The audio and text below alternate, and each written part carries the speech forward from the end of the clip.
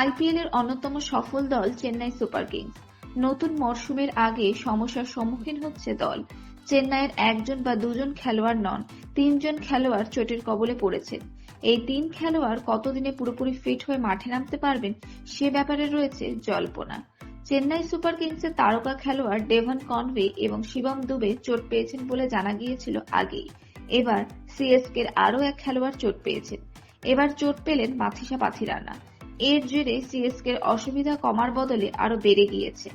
বাঁ পায়ের হ্যামস্ট্রিং এ চোট পেয়েছেন শ্রীলঙ্কার ফাস্ট বোলার পাথিরানা, যে কারণে বাংলাদেশের বিপক্ষে চলতি টি-20 সিরিজের তৃতীয় ম্যাচ থেকেই ছিটকে গিয়েছেন তিনি। এখন আইপিএল খেলা নিয়েও তৈরি রয়েছে সংশয়।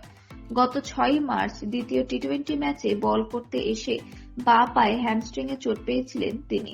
সঙ্গে সঙ্গে মাঠ ছাড়তে হয় এই খেলোয়াড়কে। প্রাথমিকভাবে মনে করা হয়েছিল এই চোট সামান্য এবং তৃতীয় টি-20তে তিনি ফিরতে পারবেন। তবে তৃতীয় টি-20 থেকেও ছিটকে গিয়েছেন তিনি। এছাড়া আইপিএল এর কয়েকটি ম্যাচও মিস করতে পারেন বলে এখন আশঙ্কা করা হচ্ছে।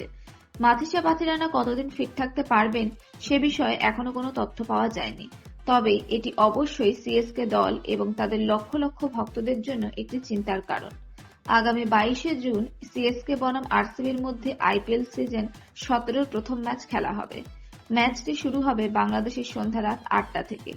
এই নিয়ে ভক্তদের মধ্যে রয়েছে ব্যাপক উৎসাহ উদ্দীপনা। এমন পরিস্থিতিতে ততদিনে চেন্নাইয়ের চোট পাওয়া ক্রিকেটাররা সুস্থ হয়ে উঠতে পারেন কিনা এখন সেটাই দেখার বিষয়।